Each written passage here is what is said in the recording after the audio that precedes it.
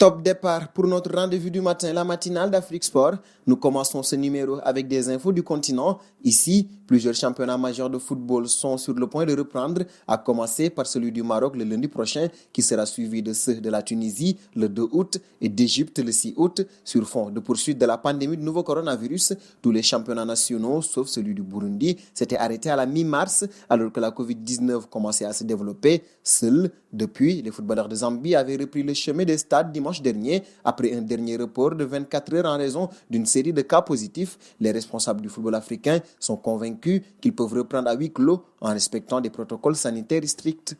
Partons désormais au Burkina Faso. Aristide Bansé a annoncé qu'il avait décidé de mettre un terme à sa carrière internationale entamée en 2005 et marquée par une finale de CAN en 2013 et une troisième place 4 ans plus tard, capée à 79 reprises pour 24 buts inscrits durant sa carrière internationale. Aristide Bansé était un des visages emblématiques de la Coupe d'Afrique des Nations, dont il a disputé 15 rencontres en phase finale. Actuellement sous contrat avec le Oraya en Guinée, l'attaquant de 35 ans a connu 21 autres clubs durant sa longue carrière de footballeur.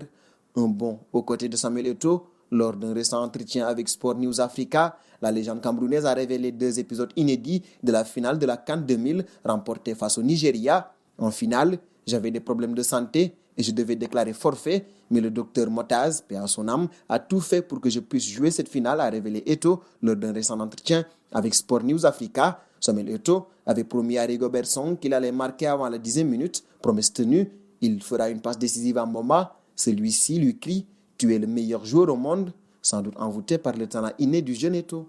Un bond dans le dossier Mbaïna désormais, ce dernier ne signera pas à l'OM cet été. André Villas-Boas a mis fin à la rumeur de l'arrivée de l'attaquant sénégalais, lequel avait laissé entendre son envie de rejoindre le club phocéen. L'entraîneur portugais affirme ne pas savoir pourquoi ce dossier a été autant évoqué, alors que son effectif tient déjà 2 renforts avec les arrivées de Pape Gueye et Leonardo Balerdi.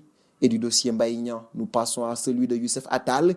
Il serait dans le viseur de Zinedine Zidane, qui aurait demandé à sa direction de se positionner sur l'international algérien. En proie à des problèmes physiques cette saison avec le l'OGC Nice, l'international algérien de 24 ans, sous contrat jusqu'en 2023, est toutefois promis à un grand avenir, ce qui n'est pas passé inaperçu aux yeux de Zidane. Comme révélé par le DC Sport, le Borussia Dortmund a également coché le nom d'Attal selon compétition, mais l'arrivée de Thomas Meunier devrait inciter le BVB à rester en retrait dans ce dossier.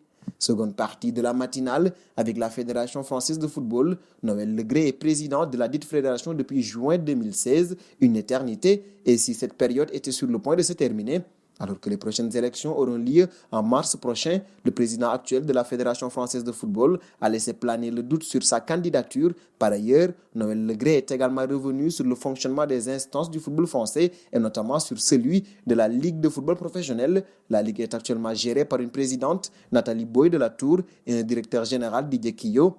Une situation qui ne convient pas à Noël Le Graët. Nous filons en Espagne. Le Barça, qui devrait remercier Quique Setién à l'issue de la saison, nourrit de l'intérêt pour le profil de Laurent Blanc. Un contrat d'1 an pourrait être proposé aux champions du monde.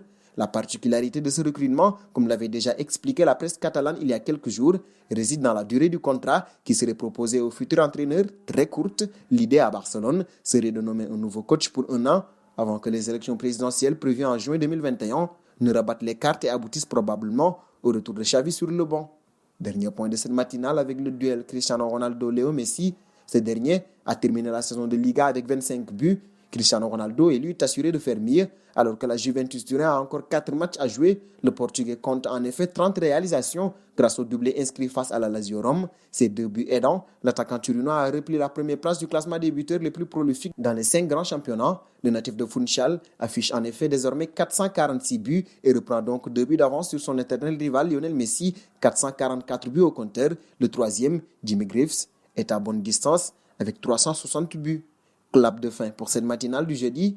Chers amis internautes qui nous suivez d'un peu partout, nous sommes près de 70 000 membres de la famille Afrique Sport et chaque jour, nous essayons de participer à l'essor du football africain. Pour nous aider à faire grandir notre chaîne, n'hésitez donc pas à vous abonner et à partager nos contenus.